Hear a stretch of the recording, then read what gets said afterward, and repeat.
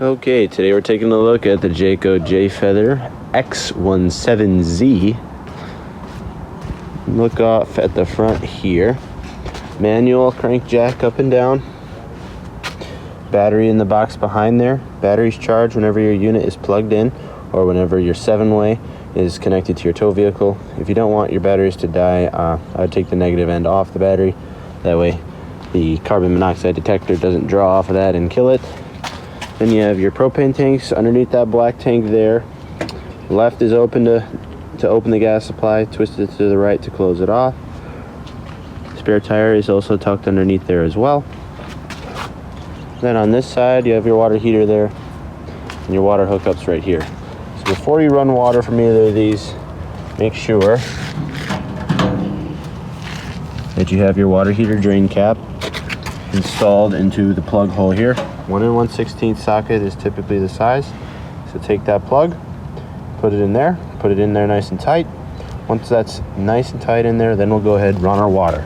So we'll go over to either our city or fresh connection here. So this is the fresh connection.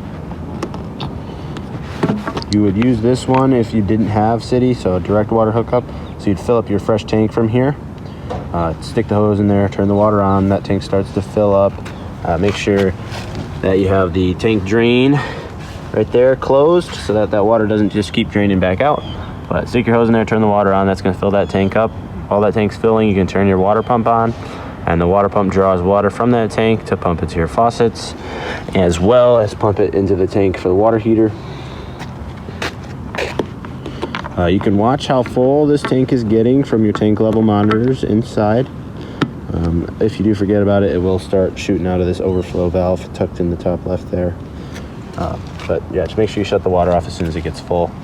City connection below that is your direct water hookup. So if the campsite has a spigot for you, plug it in, turn the water on. That's going to run water directly to all the faucets, toilets, showers, everything, as well as to the water heater. Before you turn your water heater on though, make sure that it's completely full. You'll know the tank here is full once water's coming out of the hot side of your sink. Beforehand, it's just going to be air or nothing. So while this tank is filling, leave those hot taps open inside to let any pressure that builds up in here out. Once that water's coming out of the hot side though, then you can go ahead and turn it on from the switches inside. I'll show you those later on. For draining this water heater out, make sure you have your water supplies shut off so that there's no pressure rebuilding up when you let the pressure off with this pressure release valve. Once the pressure's been let off, then you're good to remove the cap and the water will just drain out over the side here. Just remember, let the pressure off, otherwise that cap will be pressurized and shoots at you and you'll get all wet. Do an outside shower, tucked there. Hot and cold if you need to rinse something off. Furnace exhaust is right there. It does get hot, so don't touch it if you're running your furnace. If you need to get to the back side of your fridge for any reason, you can take this panel off by twisting these clips to the left and then pulling up and out. Really just for maintenance. Condensation hose is sticking out there. Black tank flush is this connection here. So your black tank is the holding tank for your toilet water. When you're draining that out, you have the option to use your black tank flush. Take a hose, connect it into here, turn the water on, and that shoots water into your black tank to help rinse it out. If there's anything stuck in there, helps push it out of there. Those sewer drains are down there. You have black here on the right and gray on the left. The gray tank is for your sinks and showers, black is for your toilet. When draining, it is good to drain your black tank first. That way when you drain your gray tank, it helps to rinse your sewer hose out. Otherwise, use that black tank flush to help push anything that's stuck in the black tank out of there. You have your cable satellite inputs right there if you're staying somewhere that offers that, or if you have cable.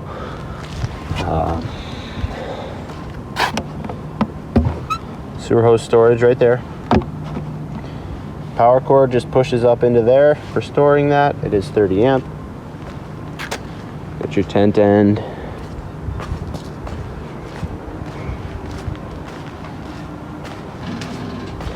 Tires will be filled, lug nuts will be checked, so you're ready for the road. We got 2 outlets there for if you're hooking TV up out here, as well as cable satellite and the TV mounting area. You have your range vent right there. If those burners are getting hot, that shoots the air out of there. And then your Furion outdoor speakers if you want to run the radio out here. And then your front storage compartment, which has your wheel if you wanted to put a wheel on the front jack instead of just being foot. all that's said for the outside. Let's check out the inside. Fire extinguishers right there as you walk in. And then down on the left is your breakers and fuse panel. Everything will be labeled in there, so you know what each one does. It is good to take extra fuses with you just in case you wouldn't want to be without power to something if your fuse were to pop. Carbon monoxide and LP gas detectors right there. Those typically do draw off the batteries when the unit isn't plugged in. So if you don't want your battery to die, take the negative end off while you're not using it. Up here we have light switches for the awning light outside, as well as the interior lights here. Then we have your awning in and out switch, so we'll hold out. That'll roll the awning out.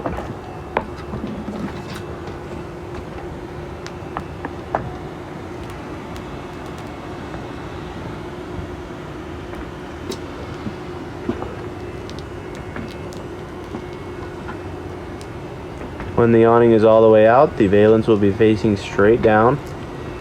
That's how you know it's all the way out. So right there is all the way out. And that white flap there is facing down. If you keep rolling over, you see how it kind of gets some slack in it. That'll allow water to pool up there, and then you might stretch your canvas out. So you want to leave that nice and tight so that that water can't pool up there. And you can also pitch the awnings by pushing down on those arms. So the water runs off. Your keys are right here on the sink. Purple keys will be for the doors, and this black key will open your outside shower. Got your tent end inside here.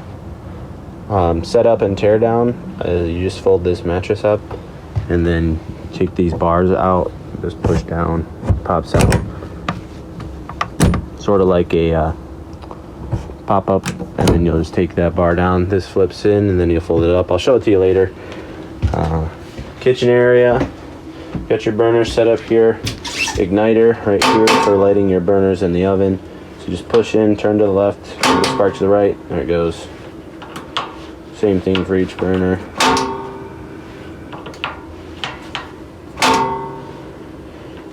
Pretty easy.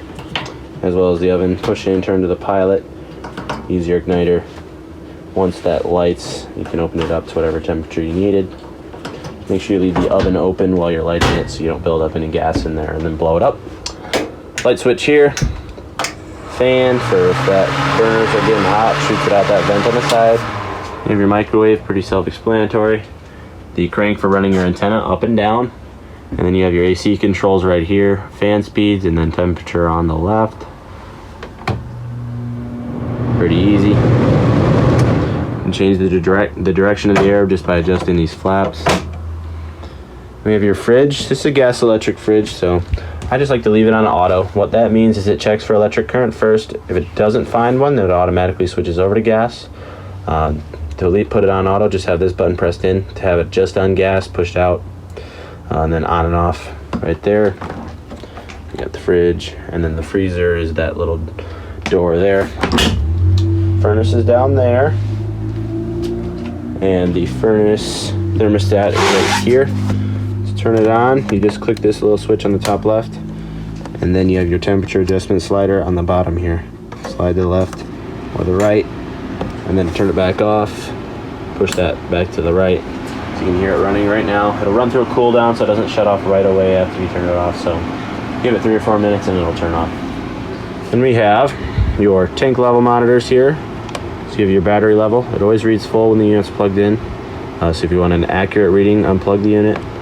Fresh tank level, black tank level, and gray tank level. As they fill, the red lights will go up to full. Water pump switches right here. So if you're using your fresh tank, turn the water pump on, draws water from the fresh tank, and pumps it to your faucets. Water heater switches here and here. You have a gas electric water heater, so you can switch between the two. If you're plugged in, I just use the electric one. 10 to 15 minutes after you turn that on, you'll have hot water. If you're not plugged in, I'd use the gas one. Turn it on, lights itself. 10 to 15 minutes, you'll have hot water. Just make sure your gas supply is on. And then once that water is hot, you don't really need to leave this on, otherwise you're just burning extra propane. So I just shut that back off and then only turn it on 10 to 15 minutes before you think you're going to need hot water. Always make sure these switches are in the off position when there's no water in the unit, because you can melt your water lines if you leave these on. So always make sure those are off if there's no water running. 12 volt power right here, as well as your antenna booster switch here to give you a little bit better signal. You got your radio here. It does have Bluetooth if you want to connect your phone to that to play your own music. And then you have zone A and B. A is your inside speakers and B are the outside ones. You just tap them to turn them on and tap them to turn them off. You can run them at the same time. You can run them separately, whatever you prefer. Get your dinette area here. This does fold to a bed. You just have to take these table legs out, take the tabletop off the table legs, and then the table slides onto this bar and this bar here, and then you'll just take the back cushions and flop them on top of the table like that, and then it'll all lay nice and flat. This couch jackknifes down into a sleeper as well. Just pick up from the bottom and it flaps down. And then here's this other tent end. Storage. In here is the bathroom. Pedal flush toilet. Step on the pedal to flush. Light switches are below the sink. One turns on the fan and one turns on the lights. Shower is pretty self-explanatory. Hot, cold. Toilet paper holder. Your GFCI is in here if you need to reset the outlets. If they trip on you, just press the reset key and you should be good to go. If your outlets do trip, just make sure you check your fuse box as well. Alright, let's go over taking down your tent ends. To do so, simply go to this bar, push in, pull down, bring the mattress out first. That way it's not a problem later on. Get the curtains out of the way. Sorry if I'm wiggling the phone a ton. Not trying to make you dizzy.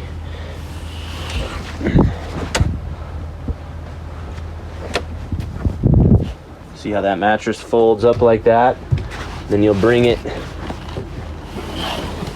prop it up against the wall back there, slide it in, and we'll take our bar here and pull the tent back down. Bar pops off. We'll just set it down on the floor for now. Now that tent end is free to fall over.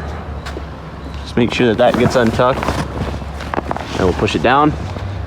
So it looks like collapsed. When it's in this collapsed position, untuck the corners.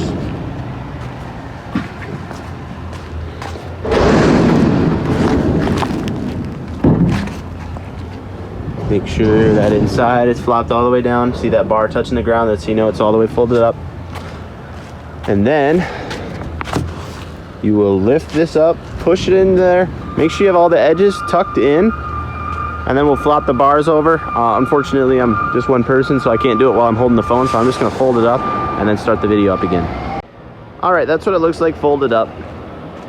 You'll just do that process in reverse to bring them back down. So you just lift this up, make sure it's unlocked, and then you can pull that bar down and flop it open. But we'll keep it closed for now. First step you're gonna do before winterizing is put your water heater on bypass. So underneath your dinette booth area, you'll be able to get to the back side of this water heater. On the back side of the water heater, there are two valves that you have to twist closed. That way no antifreeze can get into your water heater. So we go inside.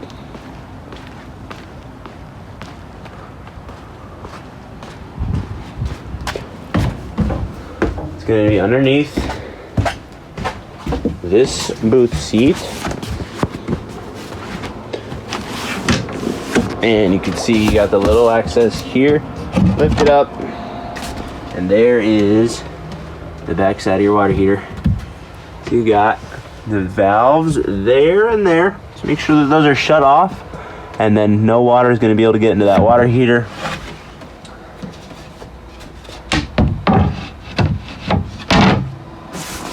Once those valves are shut off, you're good to run antifreeze through the water lines. To do that, locate your water pump, which I believe is on the other side over here. In here is where your water pump's located, so you'll just take that screw out of this panel here, and then you can get to that water pump. On the water pump, there'll either be a cutoff end of hose and a valve that you twist. It changes where the water pump draws from. You take that end of hose, put it into a jug of antifreeze, turn the pump on, and run that antifreeze through all your faucets. Otherwise, if there's no cutoff end of hose, you just take your own end of hose and attach it to one end of the water pump, and then stick that into the jug of antifreeze, turn it on, and then run that antifreeze down all of the drains, out all the faucets until it's completely pink, coming out of everywhere. And make sure you get enough down the drains.